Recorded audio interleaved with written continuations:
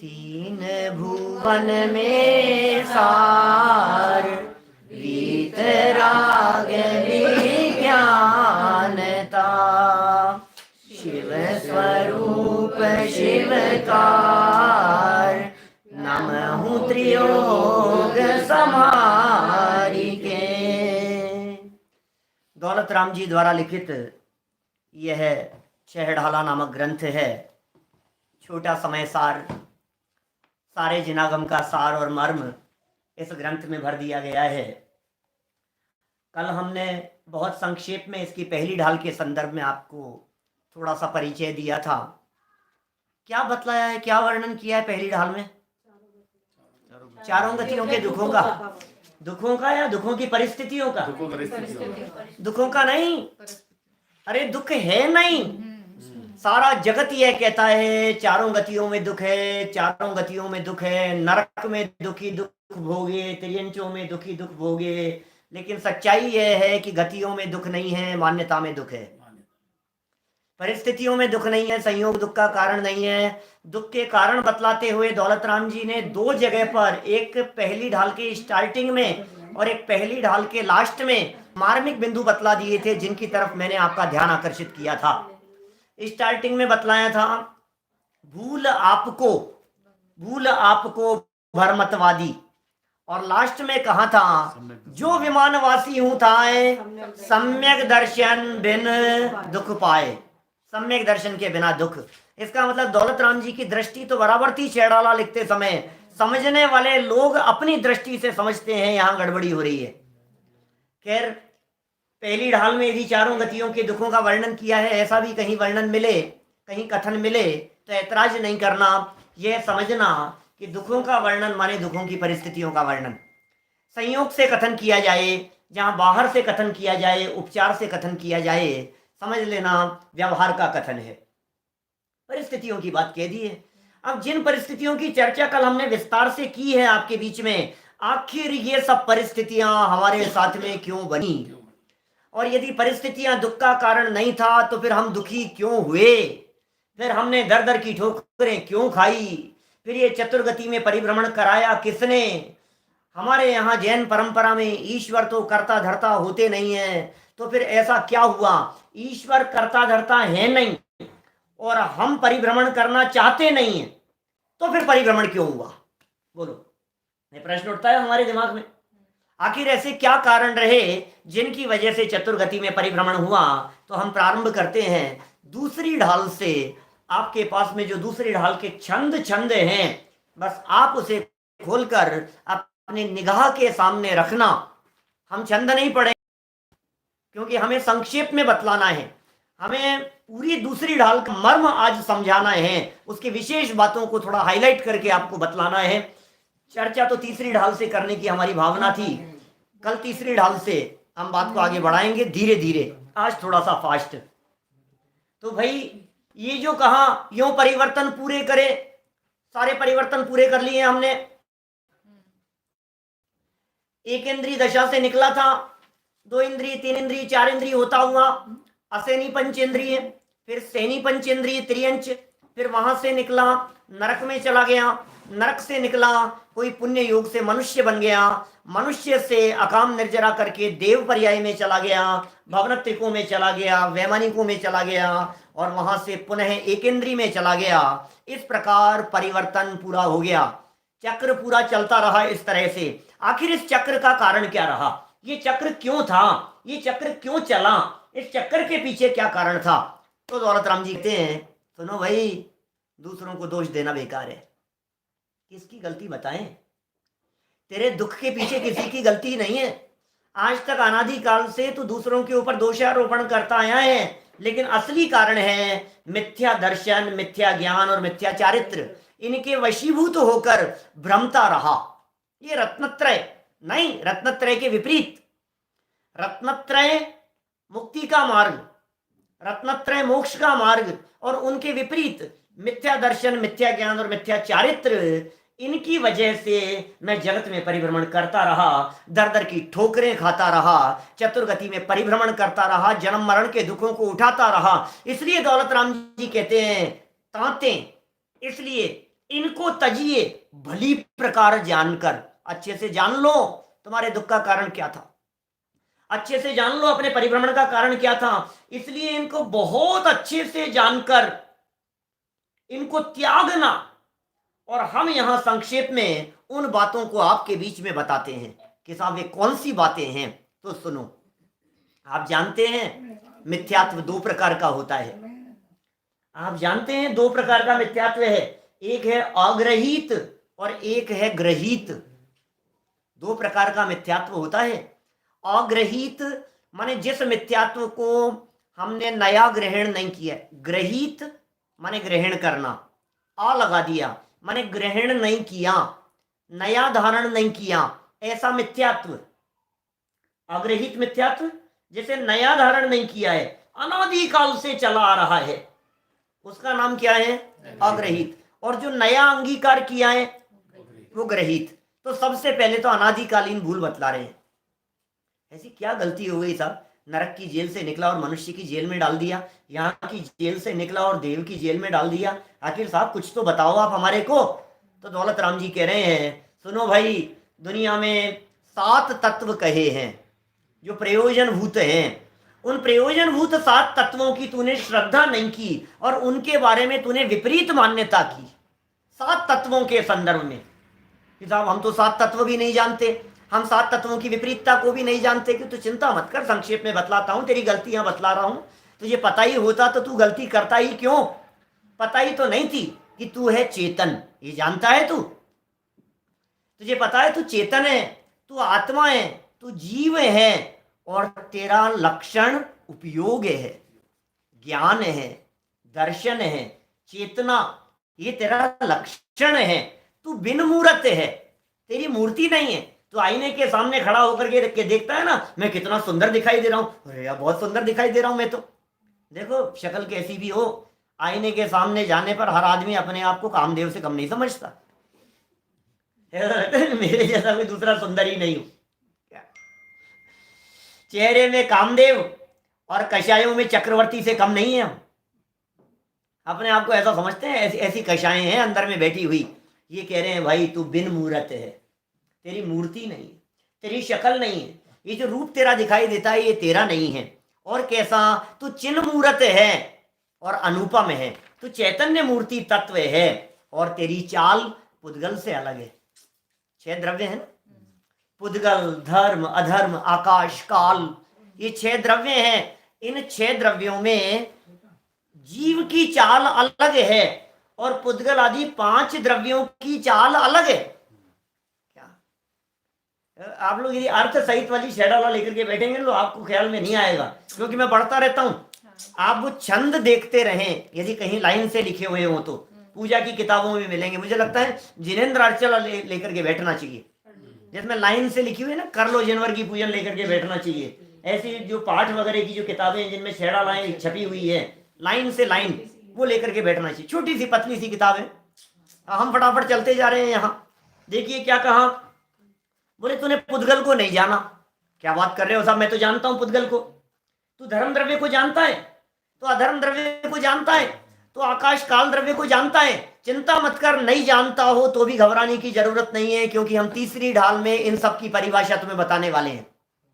अभी तो इतना समझ लो कि मैं चेतन हूं और बाकी दुनिया के सारे पदार्थ मुझसे भिन्न हैं। जिसमें चेतना नहीं है वो मुझसे भिन्न है। इसको तो मैंने जाना नहीं, इस बात को तो समझा नहीं, ये गलती बता रहे हैं।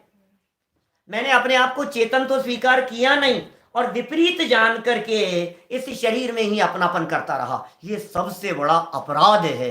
देह के प्रति एकत्व बुद्धि नई नई देह धारण करने का कारण बनती रही।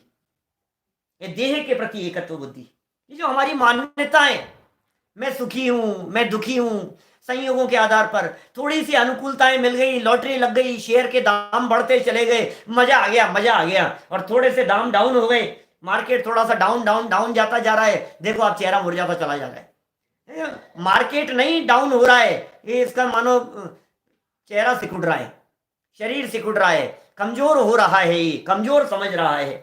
कभी अपने आप को सुखी कहता है, कभी अपने आप को दुखी कहता है। कोई सा परेशानी तो अरे साहब क्या परेशानी, मजे में चल रही है जिंदगी। और कभी कहता है अरे यार मैं तो कहाँ फंस गया यार, इसको होश नहीं है। कभी अपने आप को सुखी कहता रहता है, कभी दुखी कहता रहता है, कभी कहता है मैं राजा हूं और कभी कहता है मैं तो रंक हूं। अपने आप को राजा महाराजा जैसे समझने लगता है। कभी कहता है ये मेरे धन है, ये मेरे गोधन है, ये मेरा प्रभाव है, ये मेरी पत्नी है, ये मेरा पुत्र है, मैं बलवान हूं, मैं दीन हूं, मैं बेरूप हूं। अरे यार कितने निशान हो गए चेहरे पर, बाल कहाँ चले गए मेरे यार, ये निशान बहुत हो गया है। चेहरे पर झुर्रियां पड़ने लग गई, ये क्या हो गया। हाथ देखता हूं तो ऐसा लगता है यार ये क्या हो गया है, ये कैसी झुर्रियां पड़ने लग गई, ये क्या हो गया है। कि सुन भाई, तू कभी अपने आप को बेरूप समझता है, कभी अपने आप को सुंदर समझता है, ये तेरी बात है ही नहीं। और तू कभी अपने आप को मूर्ख भी कह देता है और अपने आप को चतुर भी कह देता है।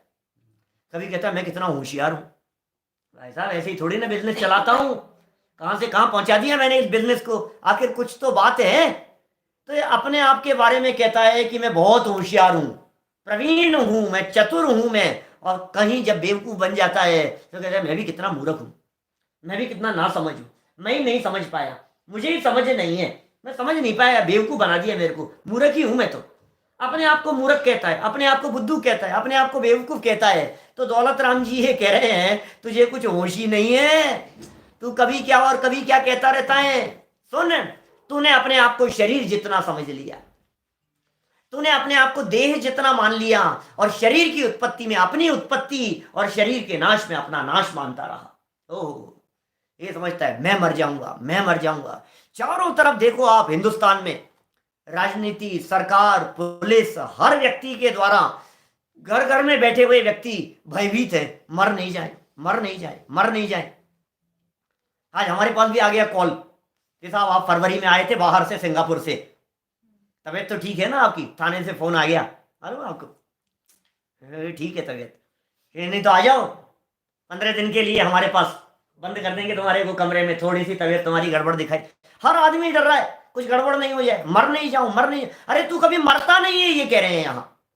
तन उपजत अपनी उपज जान। क्यों भाई, कितनी उम्र है आपकी भाई साहब? कि 15 साल। 15 साल का हूं मैं, तुम 15 साल के हो, तुम्हारी उम्र 15 वर्ष की है। अरे ये तो तन की उत्पत्ति को अपनी उत्पत्ति समझ रहा है, तन के नाश को अपना नाश समझ रहा है। मैं गोरा, काला, मोटा, पतला, इतना वजन, वजन कितना है आपका? ये साहब 70 किलो, 72 किलो, 62 किलो। अच्छा ये आपका वजन है? 35 किलो आपका वजन है? आत्मा का तो वजन होता ही नहीं है। सब कुछ हमारी जितनी गणित, जितना प्रतिपादन, जो कुछ भी चल रहा है, ये सब शरीर शरीर के आधार पर चल रहा है। बोले ये तेरे दुख का कारण था, ये तेरे चतुर्गति परिभ्रमण का कारण था। शरीर की उत्पत्ति में अपनी उत्पत्ति और शरीर के नाश में अपना नाश। वास्तव में शरीर का नाश भी नहीं होता, मैंने कही थी ना, वियोग होता है। शरीर और आत्मा ये दोनों साथ साथ में हैं, एक क्षेत्रावगाह संबंध है। आत्मा इसमें से निकल करके चला गया और शरीर जो का त्यों पड़ा रह गया, बस। ये जो वियोग हुआ है इसे मरण कहा जाता है। सच में तो आत्मा भी नहीं मरता है और शरीर भी नहीं मरता है, दोनों ही नहीं मरते। ये इसकी जीव और अजीव तत्व के संदर्भ में भूल हैं। 7 तत्वों के संबंध में भूल बतलाई है, जिसकी वजह से जगत परिभ्रमण चलता रहा। ये रागादि भाव, ये प्रकट में दुख देने वाले हैं।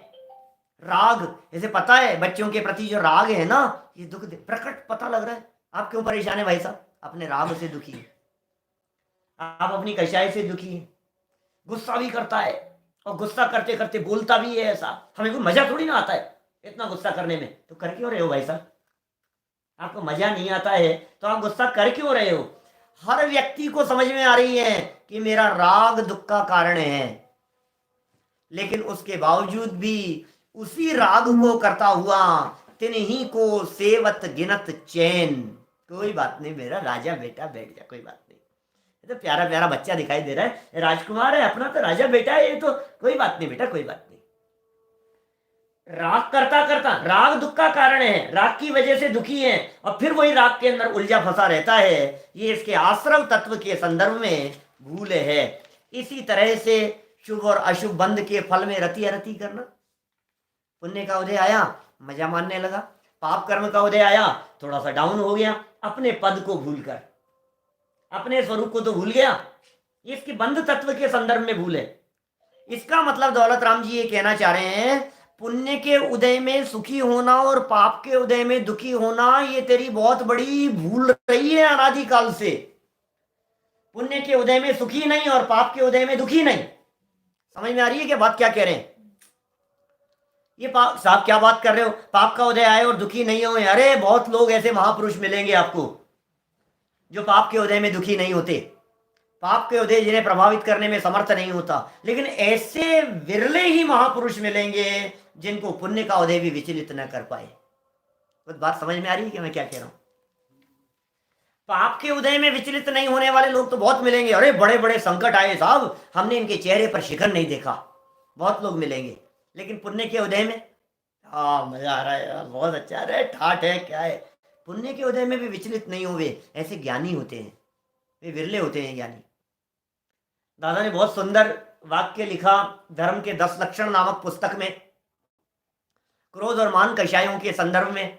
बोले जिनका शारीरिक स्वास्थ्य कमजोर होता है, ध्यान देना बहुत मार्मिक वाक्य है, जिनका शारीरिक स्वास्थ्य कमजोर होता है उन्हें गर्म और ठंडी दोनों ही हवाएं परेशान करती है। बात समझ में आई क्या बेटा क्या कहा? जिनकी तबीयत ठीक नहीं रहती है, तबीयत कमजोर है अंदर से, इम्यूनिटी पावर जिनकी कमजोर है, कह रहे हैं ये कोरोना भी उनके जल्दी असर करता है, जल्दी प्रभाव डालता है। तो जिनका शारीरिक स्वास्थ्य कमजोर होता है उनको ठंडी और गर्म दोनों हवाएं परेशान करती है। ठंडी हवा लगने से उन्हें जुकाम हो जाता है और गर्म हवा लगने से उन्हें लू लग जाती है। ऐसा होता है ना। अब इसको घटित किया आत्मा पर। उसी प्रकार जिनका आत्मिक स्वास्थ्य कमजोर होता है, जो अंदर से कमजोर है, आत्मिक स्वास्थ्य कमजोर होता है, उन्हें निंदा और प्रशंसा ये दोनों ही हवाएं परेशान करती है। निंदा की गर्म हवा लगने पर उन्हें क्रोध की लू लग जाती है और प्रशंसा की ठंडी हवा लगने पर उन्हें मान का जुकाम हो जाता है।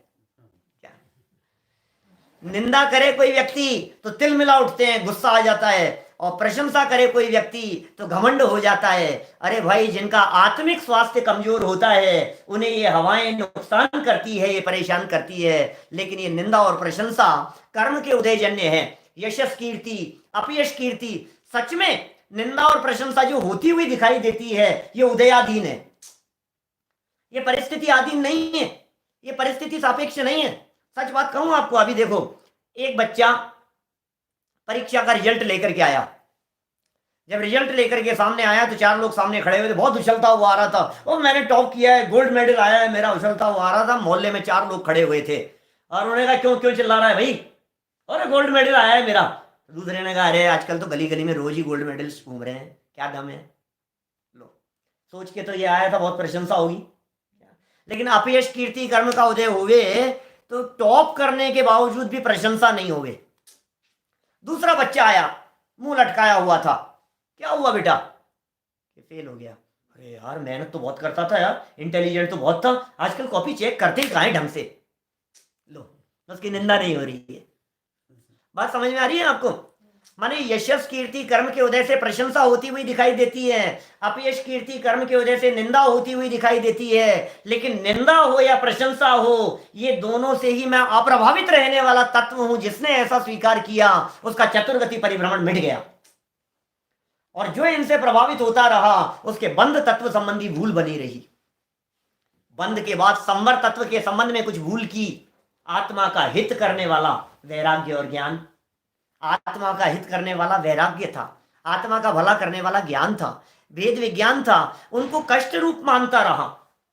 ये संवर तत्व के संबंध में भूल, ज्ञान को कष्ट रूप दे जानता है। इनको बैठाओ थोड़ा सा, ये बातें ऊपर से जाती है, अरे यार बहुत बड़ा है, ऐसा लगता है जैसे कोई हमारे ऊपर कोई लठ मारे हो खींच खींच के, ऐसे लगता है।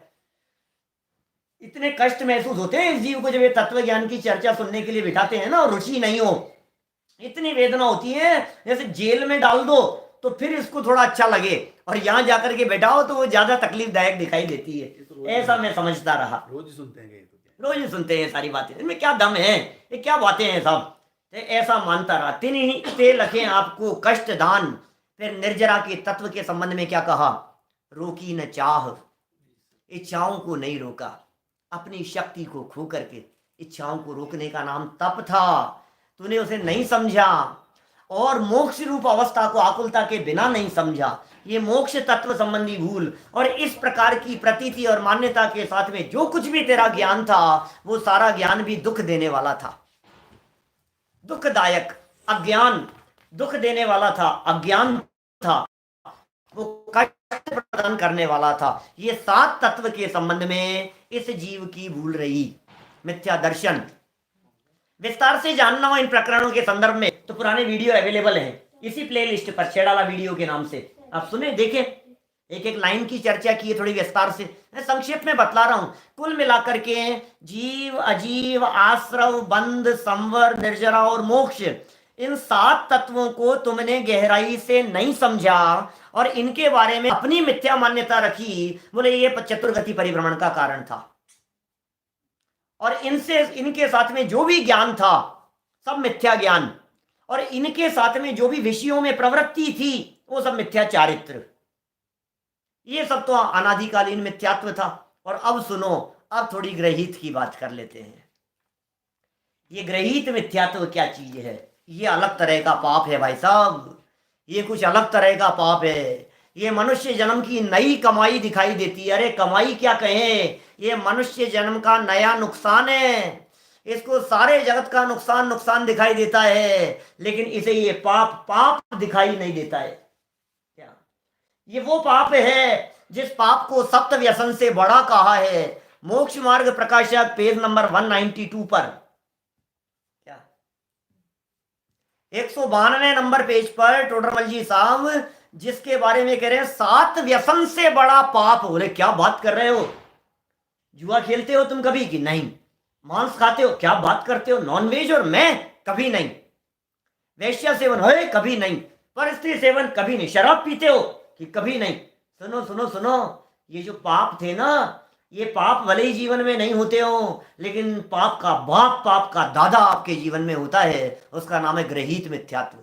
ये महापाप है, ये बहुत बड़ा पाप है। ये इतना बड़ा पाप है जिस पाप की हम कल्पना नहीं कर सकते। इतना बड़ा पाप है ये ग्रहित मिथ्यात्व। क्या है साहब ये है क्या ये जिसके नाम आप ले रहे हो? जो कुगुरु, कुदेव, कुधर्म की सेवा करते हुए अपने अनादिकालीन मिथ्यात्व का पोषण करते हैं। ध्यान देना, भी बहुत बारीक व्याख्या करने वाला हूं मैं इन सब के संदर्भ में, थोड़ी विशेष व्याख्या करने वाला हूं। कौन कुगुरु, कौन कुदेव और कौन कुधर्म, और कैसे की जाती है उनकी सेवा, जिन्हें कहा गया है महामिथ्यात्व। दौलत राम जी थोड़ा थोड़ा यहां बतलाते हैं, थोड़ी बातें मैं आपको बतलाता चला जाऊंगा। जिनके अंदर में तो राग हो और बाहर में कपड़ों आदि से स्नेह हो, बाहर में वेश धारण किए हुए हो, ऐसे चदरा ओढ़ लिया, दुपट्टा ओढ़ लिया और समझ लिया वेश बना करके मैं धर्मात्मा हूं। आप जानते हो साहब मैं कितना बड़ा धर्मात्मा हूं। बाहर में धन के प्रति स्नेह, बैंक में अकाउंट चलते हैं, लंबे चौड़े बिजनेस चलते हैं, व्यापार चलते हैं, और बाबा बन करके फिरते हैं, लोग उनके चरणों में पड़ते हैं। बोले कुगुरु है। दुनिया को उपदेश दे रहा है कि ये सब मोह माया है, इनमें कुछ नहीं है साहब। अरे ये सब माया है, इस माया में कुछ नहीं है। सुनो भक्तों, इन सबको यहीं छोड़ करके चले जाना है, और खुद इकट्ठा किए जा रहे हैं माल। उन सबको कुगुरु कह रहे हैं। खुद माल इकट्ठा कर रहे हैं और दूसरों को माल छोड़ने का उपदेश दे रहे हैं। ऐसी लच्छेदार भाषण देते हैं कि लोग, महिलाएं विशेषकर, अपने गहने उतार उतार करके उनके चरणों में धराती हैं। चूड़ियां खोल करके धरे आती है, अंगूठी उतार देती है, कंठी उतार करके धरे आती है। ऐसे सब कुगुरु हैं, सब खोटे मार्ग पे लगे हुए। अंदर में राग है, मिथ्यात्व है, और बाहर में धन आदि, अंबर आदि के प्रति, कपड़ों के प्रति, धन के प्रति स्नेह रखते हैं। बाहर में खोटा लिंग धारण किए हुए हैं और महंत भाव धारण करते हैं। वे सारे कुगुरु हैं। और जन्म जल उपल नाव, उपल नाव, उपल कहते हैं पत्थर, पत्थर की नौका के समान है वे सारे लोग।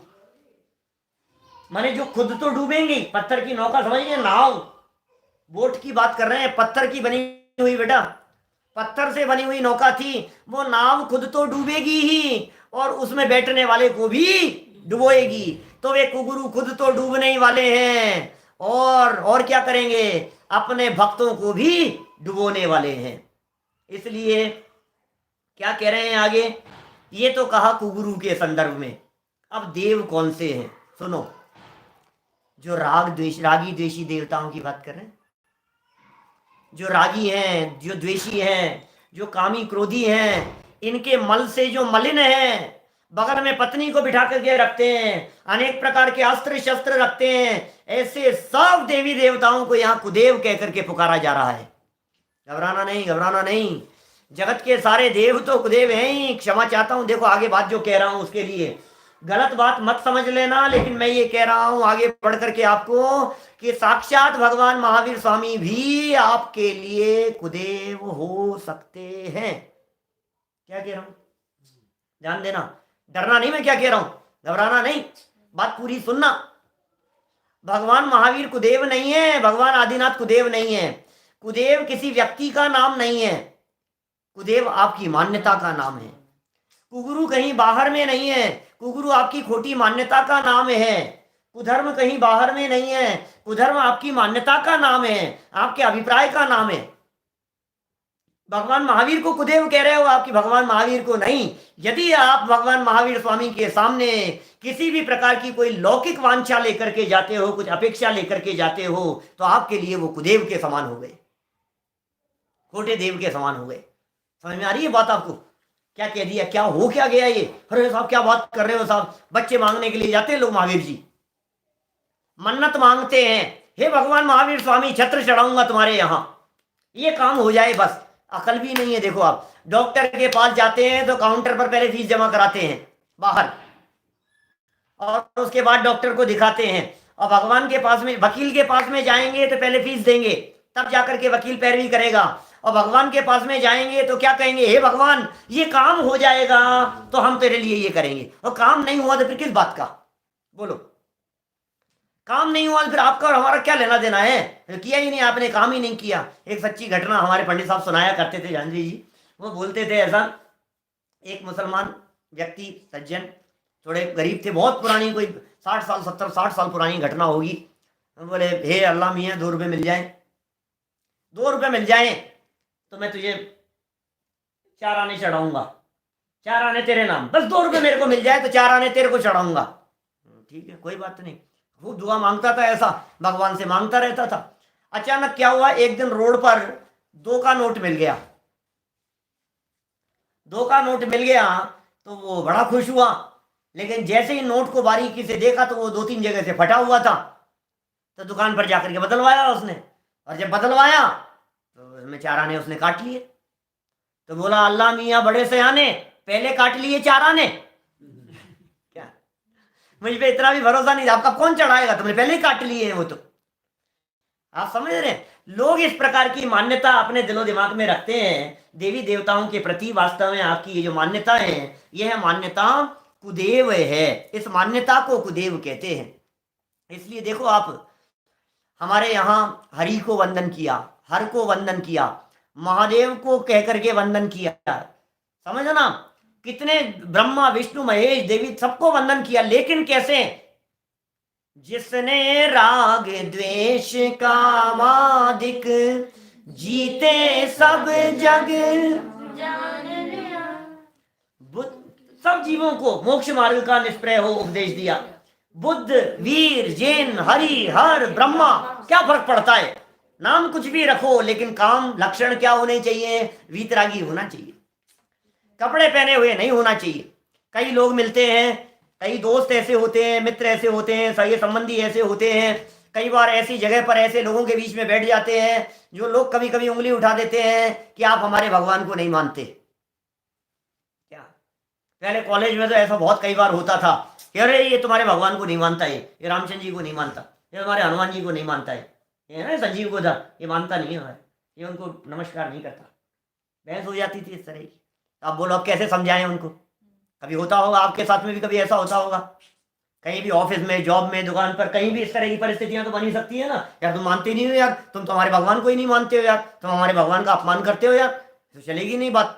तो मैं एक बात उनको कहता था बड़े प्यार से, ये सुनो यार, सीधी सी बात बतलाऊं तुम्हारे को, मैं है ना भगवान महावीर स्वामी को भी मुकुट पहने हुए भगवान नहीं मानता। क्या क्या क्या बात कर रहा है? यदि महावीर भगवान की कहीं मूर्तियां होगी ना मुकुट लगे हुए, कपड़े पहने हुए आदिनाथ भगवान भी नंदा सुनंदा के साथ में बैठे हुए कहीं होंगे, तो मैं उनको भी हाथ नहीं जोड़ता हूं। क्यों? क्योंकि मेरे आदर्श त्याग है, मेरा आदर्श संयम है, मेरे आदर्श तपस्या है। ये जब उन्होंने छोड़ दिया तब मैं उनके आगे मस्तक झुकाता हूं। और सुन, रामचंद्र जी ने भी जब ये सब छोड़ दिया था ना, तब मेरा मस्तक उनके आगे भी झुकता है। हनुमान जी को भी मैं भगवान मानता हूं, लेकिन जब तक गदा हाथ में है तब तक नहीं। जब छोड़कर दीक्षा लेकर के उन्होंने संयम अंगीकार कर लिया, तो हम हनुमान को भी भगवान मानते हैं, हम रामचंद्र जी को भी भगवान मानते हैं, और हम महावीर स्वामी को भी भगवान नहीं मानते। क्या बात कर रहा है यार, सब समझ में आ गई बात। देखो, दो तरफ से बात कह दी ना। एक तरफ तो बात कह दी हम उनको भी मानते हैं, और दूसरी तरफ कह दी हम आदिनाथ और महावीर भगवान को भी नहीं मानते हैं। कपड़े पहने अवस्था में तो कोई ऐतराज नहीं होता है, सबको सब बात आसानी से समझ में आ जाती है। बात आप प्यार से समझाएंगे तो समझ में आएगी। ये जैन धर्म, हमारा जो रास्ता है वो त्याग का रास्ता है, भोग का रास्ता नहीं है, वैराग्य का रास्ता है, राग का रास्ता नहीं है, विषयों में फंसे रहने का रास्ता नहीं है, विषयों को छोड़ने का रास्ता है। तो जिसने छोड़ा है वो हमारा आदर्श है। ऋषभ देव ने 2 शादियां की थी, वो हमारा आदर्श नहीं है। उन्होंने राजपाट किया था, वो हमारा आदर्श नहीं है। राजपाट को छोड़ दिया, वो हमारा आदर्श है। जब राजा ऋषभ देव ने राजगद्दी पर बैठ करके 80 कृषि विद्या शिल्प वाणिज्य का उपदेश दिया था, वो हमारे आदर्श नहीं है। लेकिन उन्होंने ये सब छोड़ करके जब केवल ज्ञान प्राप्त करके जो वीतरागता का संदेश दिया, जो जगत के जीवों को मुक्ति का मार्ग बतलाया, वो हमारा आदर्श है। हमारा मस्तक ऐसे ऋषभ देव के चरणों में झुकता है। तो समझ में आ रही है बात क्या कहना चाह रहे हैं। यहाँ दौलत राम जी किसी के ऊपर उंगली नहीं उठाना चाह रहे। प्रॉब्लम कहीं नहीं है, प्रॉब्लम यहाँ है, प्रॉब्लम बाहर में नहीं, सब चीज यहाँ है। मैं कभी कभी पूछता हूं, आप शादी पार्टी के अंदर खड़े हुए हैं, चाय का प्याला आपके हाथ में है, और अचानक किसी व्यक्ति की टक्कर लगी और चाय उसमें से गिर गई। मैं आपसे पूछता हूं, चाय क्यों गिरी? बोलो चाचा, चाय क्यों गिरी? कि साहब इसकी टक्कर लग गई। नहीं, टक्कर लग गई इसलिए नहीं भाई। किस लिए? क्योंकि उसमें चाय थी, इसलिए गिरी। यदि वो चाय पूरी हो चुकी होती तो टक्कर लगने पर क्या गिरता? कुछ नहीं। यदि आपके प्याले में कॉफी होती तो बाहर क्या गिरता? कॉफी। और यदि उस प्याले में दूध होता तो क्या गिरता? कि दूध। तो क्या गिरा ये इस पर निर्भर नहीं कर रहा है कि टक्कर लगने से गिरा है, अंदर जो था वो निकला है। तो सुनो, आपके अंदर क्या भरा है वो निकलता है। सामने वाले ने गाली दी, सामने वाले ने बुरा भला कह दिया, उसने मेरा अपमान कर दिया भरी सभा में, तो आपके अंदर से जो निकल रहा है ना, वो क्या निकलेगा? जो अंदर भरा था। बाहर वही निकलता है जो अंदर भरा हुआ होता है। इसलिए सावधान रहें, अंदर से बदलने की कोशिश करें। भगवान नहीं, मान्यता बदलो, श्रद्धा बदलो, वीतरागता की पूजा करो। वीतरागी को लख वीतरागी बनो, फिर समझ लो कि भव भव का फेरा गया। ऐसे ऐसे गुरुओं की बात कर रहे हैं, ऐसे देव की बात कर रहे हैं। रागियों की बात नहीं है, द्वेषियों की बात नहीं है, मल से मलिन लोगों की बात नहीं है, जिनके बगल में वनिता बैठी हुई हो, पत्नी बैठी हुई हो, गदा आदि चिन्ह बैठे हुए हैं। हमारे नहीं हो सकते भगवान ऐसे? एक आध प्रतिमाएं तो ऐसी लगाओ भगवान की मंदिर में। ऋषभ देव भगवान की बीच में बैठे हुए हैं, ऋषभ देव ऐसे सिंहासन पर। एक तरफ बैठी है बगल में नंदा, दूसरी तरफ सुनंदा, और आगे दोनों बच्चे भरत बाहुबली, ऐसे पूरा परिवार। एक फैमिली फोटो तो होनी चाहिए ना? ऐसी फैमिली फोटो नहीं होनी चाहिए? एक आध कोई नहीं लगता है आपको? अपने मंदिर में कोई एक आध प्रतिमा, एक आध फोटो, एक आध कोई इस तरह की परिस्थिति? कभी नहीं। क्या बात करते हो आप? यहाँ तो हाथ पे हाथ धर करके मुद्रा मिलेगी, आशीर्वाद देते हुए भी मुद्रा नहीं मिलेगी। ऐसे बैठे हुए मिलेंगे भगवान आपको, हाथ पे हाथ धरे से, करना कुछ न रहा जैसे। ये समझा रहे हैं। ये भूल रही हमारी कि मैंने उनको नहीं समझा, ये भूल रही हमारी कि मैं उनको समझ नहीं पाया, मैं उनको पहचान नहीं पाया। हे प्रभु, तुम ना पिछान्या आन मान्या, देव विविध प्रकार जी। क्या क्या कह रहे हो आप? ये किसकी गलती है? ये भगवान के सामने बोल रहा है, महावीर भगवान के सामने खड़ा होकर के बोल रहा है तुम ना पहचान्या ने मान्या, और बोलते बोलते दरवाजे के बाहर आकर के पूछना चालू कर देता है। इसको पता ही नहीं है किसको पूछ रहा है, किसको वंदन कर रहा है, किसके आगे मस्तक झुका रहा है, कुछ होश ही नहीं है इसको। आन मान्या देव विविध प्रकार जी, विविध प्रकार के देवी देवताओं को मैं मानता रहा, चतुर निकाय के देवी देवताओं को मैं मानता रहा। ये ग्रहित मिथ्यात्व है, ये पाप बहुत बड़ा पाप है भाई साहब, इसे साधारण मत समझना। जो बात यहाँ कही जा रही है ये बहुत बड़ा पाप है। ये साहब क्या फर्क पड़ गया, अपन तो सबको, अपना मस्तक तो सबके आगे झुकता है, अपन तो सबको मानते हैं भाई साहब, अपने किसी से कोई झगड़े का काम नहीं है। अरे वाह तू आया बड़ा भीतरागी है, हमारे किसी से कोई झगड़ा नहीं है, किसी से कोई राग द्वेष नहीं है, किसी से कोई लाग लपेट नहीं है। बातें तो बड़ी बड़ी करता है और अपने पड़ोसी से बोलता नहीं है, बातें बड़ी बड़ी करता है, और भाई साहब से तेरा झगड़ा चल रहा है बहुत दिनों से, अपना किसी से राग द्वेष नहीं है। हाँ देवी देवताओं में ही कहता है इस तरह की बातें, मन्नत मांगता रहता है। ये मिथ्यात्व, ये महामिथ्यात्व। महावीर जी जाकर, तिजारा जाकर, पदमपुरा जाकर, क्षेत्रों पर जा करके, वहां जाकर के जड़ूला उतरवा करके आएगा सारा। आप जान रहे हैं क्या होता है, इनका तस्करी होती है सबकी, विदेशों में बेचे जाते हैं ये बाल, करोड़ों अरबों रुपयों का बिजनेस होता है, वहां जा करके बाल उतरवा करके। ये सब ग्रहित मिथ्यात्व के अंतर्गत आती है बातें। अर्पण करे आए उनको, समर्पित करे आए उनको, जाकर के नई गाड़ी मंदिर ले जाते, नई गाड़ी आती है मंदिर लेकर के जाएगा, और भगवान के वहां ले जाकर के सबसे पहले वहां भगवान के। भाई साहब क्या है भाई साहब, ये मिथ्यात्व नहीं है तो और क्या है, ये मूढ़ता है। ये मूढ़ताओं की चर्चा भी आगे करेंगे, तीसरी ढाल में आएगी चर्चा।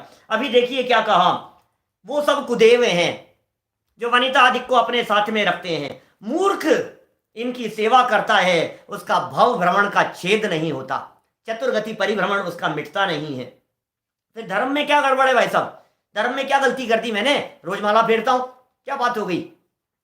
राग बढ़ाने वाली, विषय कषाएं बढ़ाने वाली, जिन क्रियाओं में त्रस और स्थावर जीवों का मरण होता हो। देखो अब ये छेड़ाला की लाइन है, छेड़ाला की लाइन जरा एक बार गंभीरता से सुन ले में, जगत के सारे प्राणी क्या कह रहे हैं छेड़ाला में, कुधर्म किसे कह रहे हैं, ऐसी समस्त क्रियाएं जिन क्रियाओं के करने से त्रस और स्थावर, छेड़ाला की लाइन कहीं से भी छपी हो, दुनिया की किसी भी किताब में देख लीजिए जहां छेड़ाला होगी, कहीं से भी, किसी भी संस्था से, किसी भी आश्रम से, किसी भी संघ से, संप्रदाय से छपी हो, छेड़ाला देखना। ऐसी कोई भी क्रिया जो राग आदि भाव हिंसा बढ़ाने वाली हो, त्रस्त जीवों की हिंसा करने वाली और स्थावर जीवों की हिंसा को बढ़ाने वाली हो, वे समस्त क्रियाएं सब क्या समझना, कुधर्म का स्थान समझना। पानी बहाए जा रहा है, ढोले जा रहा है, और कलश के कलश डाले जा रहा है, समझ लो आप कैसी क्रिया होगी। दीपक जलाए जा रहा है, अग्नि जलाए जा रहा है, होम किए जा रहा है, हवन किए करे जा रहा है, और धूप धमाधम डाले जा रहा है। उस धूप में असंख्यात त्रस जीव हैं उस धूप में, और अग्नि स्वयं एकेंद्रीय स्थावर जीव है। न स्थावर जीवों की करुणा है, न त्रस जीवों के प्रति करुणा का भाव है। ये कह रहे हैं भाई साहब उन सारी क्रियाओं को कुधर्म जानना, खोटा धर्म जानना, मिथ्या धर्म जानना, ये धर्म नहीं है। और मैंने समझ लिया इनको धर्म, ये रही मेरी भूल, और इसके कारण होता रहा मेरा भाव भ्रमण। ये सब था कर्म, मान लिया मैंने धर्म, यही था मेरा भरम। इसलिए कर्म में धर्म का भरम हो रहा था, और इसलिए नहीं मिटा मेरा भाव भ्रमण। ये भाव भ्रमण चलता रहा मेरा, अनादिकाल से भाव भ्रमण चलता रहा। तिन्हीं को सर्दे लहे जीव लहे अशर्म। अशर्म जानते हैं, अशर्म माने होता है दुख, दुख उठाए हमने, दुख उठाए। इन सबको ग्रहीत मिथ्यात्व जानना चाहिए, इन सबको आप ग्रहीत मिथ्यात्व जान लो। अब सुन ग्रहीत जो है अज्ञान, अब अज्ञान रूपी ग्रहीत मिथ्यात्व के संदर्भ में कहते हैं भाई एकांतवाद की चर्चा करने वाले, एकांतियों के शास्त्र मत पढ़ना, जहां एकांतवादियों की चर्चा हो उन बातों को मत पढ़ना, मत सुनना, मत सुनाना। जहां पांचों इंद्रियों के विषयों का पोषण किया गया हो उन बातों को मत पढ़ना। जो रागियों के द्वारा, कशाई जीवों के द्वारा, खोटी बुद्धि वालों के द्वारा लिखे गए हो उन शास्त्रों को पढ़ना, पढ़ाना, उनका उपदेश देना, ये सब ये मिथ्या ज्ञान है और बहुत त्रास देने वाला है, बहुत पीड़ा देने वाला है, भव भव में भटकाने वाला है। ये कितनी तकलीफ देगा आप इसकी कल्पना नहीं कर सकते हैं। बी अलर्ट, सावधान रहो, क्या पढ़ना और क्या नहीं पढ़ना। सुबह के प्रकरण में हम चर्चा कर चुके हैं, मोक्ष मार्ग प्रकाशक में 9:20 पर जो चलता है उसमें माने हम विस्तार से बात कर चुके हैं कौन से शास्त्र पढ़ने योग्य हैं और कौन से शास्त्र नहीं पढ़ने योग्य हैं। 14 नंबर का छंद देखो, ये दूसरी डाल समापन की तरफ चल रही है। 2 छंद बचे हैं अंतिम, बहुत मार्मिक है, कुछ बात विशेष कहना चाहते हैं दौलत राम जी, सुनो। जो ख्याति लाभ पूजा दी चाह, धरी करण विविध विधि देह दाह। ओहो, ख्याति लाभ पूजा प्रतिष्ठा की वजह से धरता है, अनेक प्रकार के वेश धारण करता है। ओ प्रसिद्धि होगी, प्रसिद्धि होगी, नाम के पीछे मरे जा रहा है, नाम के पीछे भागे जा रहा है। मेरी प्रशंसा, मेरी प्रशंसा, देखो देखो मेरे को कितने लोग जानते हैं, देखो मेरे कितने परिचित लोग हैं, देखो मेरे कितने फॉलोअर्स हैं। नाम नाम के पीछे भागे जा रहा है। ख्याति प्रतिष्ठा यश मान सम्मान के पीछे। कर्णानुयोगी ये बात कहता है, ध्यान देना क्या कहता है। कर्णानुयोगी ये बात है कि जो यश के पीछे भागता है उसके अपयश कीर्ति नाम का कर्म बंधता है। जो सम्मान सम्मान की चाह रखता है ना मन में, और सम्मान और सम्मान और सम्मान, और अपयश कीर्ति कर्म बनता जाता है। बेटा आ जा, तो लाइन पे आ जा, कोई बात नहीं, इधर आ, तू सब बराबर हो जाएगा। ये जो चक्कर है, ये चक्कर ये बतला रहे हैं यहाँ। ख्याति ये क्या है, मिथ्या चारित्र कह रहे हैं। तेरा जो ये चारित्र दिखाई दे रहा है, तेरी ये जो विषयों में प्रवृत्ति दिखाई दे रही है, ये सारी की सारी प्रवृत्ति किस प्रकार की प्रवृत्ति है, मिथ्या चारित्र। धरी करण, शरीर को दाह देने वाली, कष्ट देने वाली, पीड़ा देता है। एक टांग के ऊपर खड़ा हो जाता है, दोनों हाथ ऊपर करके खड़ा हो जाता है, 3-3 5-5 दिन तक उठता नहीं है, चलता नहीं है, एक ही स्थान पर बैठा हुआ है। ऐसी कष्ट देने वाली, शरीर को दाह देने वाली। लेकिन ध्यान देना, इसके साथ में एक शब्द दिया है, आत्म अनात्म के ज्ञानहीन। आत्मा अनात्मा की खबर नहीं है, वेद विज्ञान नहीं है, शरीर और आत्मा का वेद विज्ञान नहीं करता है। जो कुछ भी तेरे द्वारा किया कर्म किया गया है, शरीर को क्षीण करने वाला, वो सब मिथ्या चारित्र है।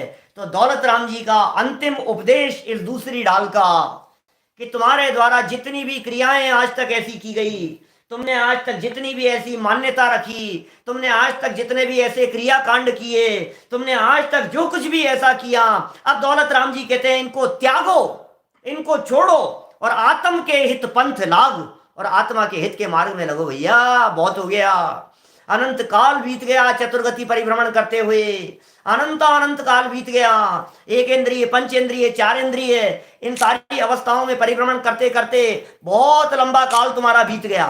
तुमने सोचा है कभी उसके बारे में? कभी नहीं विचार किया होगा आपने, कैसे काल बीत गया, क्या क्या किया हमने। ये कह रहे हैं इन सारे मिथ्या चारित्र को त्यागो, अब इस मिथ्या दर्शन को त्यागो, अब इस मिथ्या ज्ञान को त्यागो और आत्मा के हित के मार्ग में लग जाओ। ये मार्ग अपनाने योग्य है, ये आत्मा के हित का मार्ग। समझ में आ रही है कुछ बात? ये मार्ग अपनाने योग्य है और जग जाल के भ्रमण को त्याग दो। आत्मा का हित क्या है भाई साहब? आत्मा के हित का मार्ग क्या है? वो रास्ता क्या है जिस रास्ते पर हमारे को चलना है? अब आप ही बता दो ना, हमने जो गलतियां की है, जिस गलत रास्ते पर हम चल रहे थे, वो तो आपने बता दिया। अब सही रास्ता तो बताओ दौलत राम जी, रास्ता सही क्या है?